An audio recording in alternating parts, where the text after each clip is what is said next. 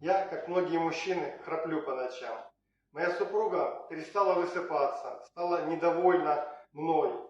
Нам друзья подарили подарок – соляную лампу. Мы использовали его по назначению, скажем так. Мы, когда тепло, светло, включали на полную яркость. Когда темно, использовали как ночник.